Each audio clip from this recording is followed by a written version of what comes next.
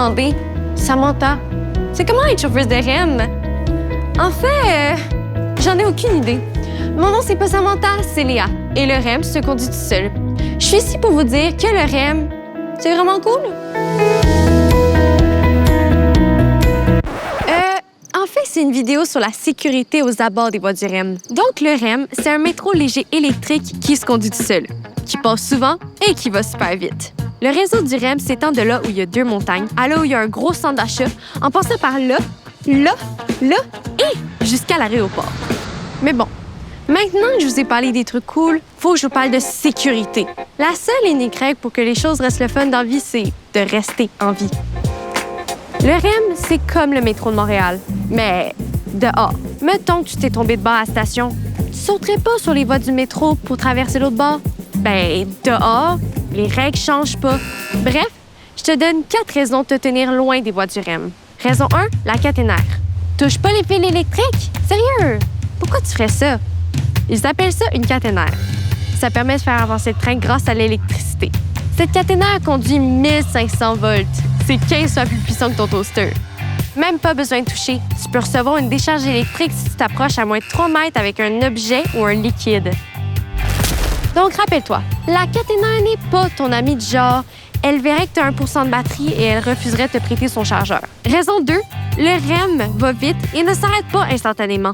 Si tu te retrouves sur la voie par accident ou parce que tu es dans ta phase ado rebelle, une alarme sonne dans le centre de contrôle. Et là, un vrai humain doit appuyer sur le bouton d'arrêt d'urgence.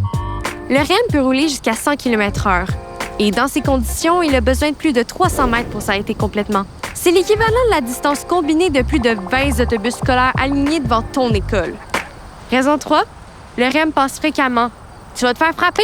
Filme-toi pas en train de danser ou lancer un objet sur la voie entre 2 trains. Pourquoi? Ben, t'as pas le temps. En heure de pointe, le REM peut passer très fréquemment. À certains endroits sur le réseau, c'est à toutes les 2 minutes et demie des 2 bords.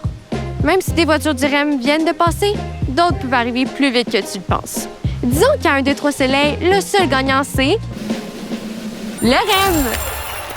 Raison 4, c'est illégal. Car oui, traverser sur les rails du REM, c'est illégal. Et ça veut dire police, amende salée et tes parents qui vont le savoir. Bref, la honte.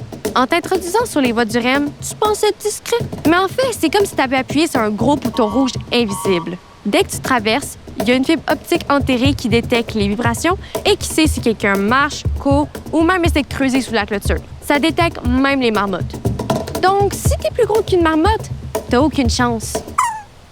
Donc, en gros, ce que les gens du REM veulent que tu retiennes, c'est 2 choses. Le REM, c'est vraiment cool. Pour vrai. Et les voies, c'est juste pour le REM. Pour traverser de l'autre côté des voies, utilise les passages aménagés, comme les passerelles ou les trottoirs. Regarde les clôtures. Elles sont pas là pour la décoration. Elles sont là pour te sauver de tes mauvaises décisions. Ah, et dernière chose. Si ton ballon se retrouve sur les voies, appelle les équipes du REM au lieu d'aller le chercher toi-même.